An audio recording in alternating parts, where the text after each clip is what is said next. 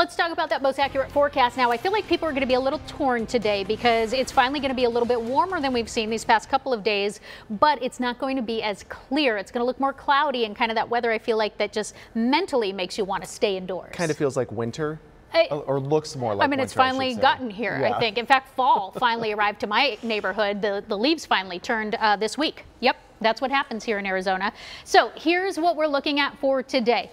Our temperatures right now are kind of scattered. We are in the mid to upper 30s in our outlying valley cities, and then closer to the Metro Phoenix area, we are in the 40s and even upper 40s at that. And that is because we have scattered cloud cover across the valley. So in certain parts of the valley, it's still clear skies. Other parts, the clouds have moved in, and so that's keeping kind of some of the heat in and keeping us a little warmer this morning, if you will. But for the most part, we're going to stay in the 40s for much of the early morning hours until about 8 o'clock, 9 o'clock. And then shortly before lunchtime, mid-morning hours, we'll warm into the 50s, and then we're going to stay there for a little bit until after lunchtime when we'll warm into the 60s, and those clouds will really start to build. So a much more mild day on tap. Clouds and radar statewide showing us how more clouds have started to move across our state over the last 12 hours, and that's affecting temperatures in the high country. It's been mostly clear skies all night long, and that's why the temperatures have plummeted north of the rim into the teens in Flagstaff and the Grand Canyon,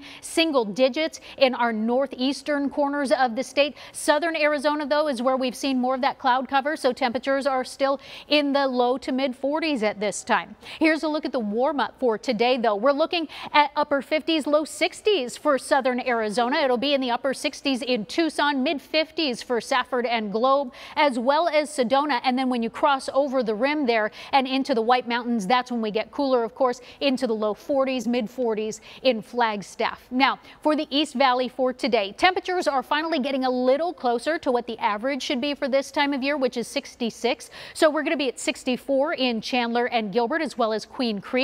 It'll be 63 in Mesa and Scottsdale, and then a little cooler in Cave Creek and Carefree in the low 60s. Over in the West Valley, we've got more low 60s at Luke Air Force Base, Litchfield Park, and Peoria topping out at 63 today. A little bit warmer in Anthem and Deer Valley at 64 degrees. Now let's talk about that winter storm that's starting to take aim at our state. By 11 o'clock tonight is when I think the system will really start to take over, and we'll see that first round of snow in the high country and rain here in the valley overnight. And when you wake up early tomorrow morning, by this hour, we should see widespread rain and snow across our state. And then afternoon is when it'll finally start to track out towards the east and will start to dry up come Monday. So here's what we're talking about in the high country. Weather alerts actually start today at 5 o'clock and last until tomorrow at 5 in the evening as well. So expect winter driving conditions. Snow levels likely to drop 5,000 to 6,000 feet along the rim. That means Flagstaff is looking at 4 to 8 inches of snow. Show Low looking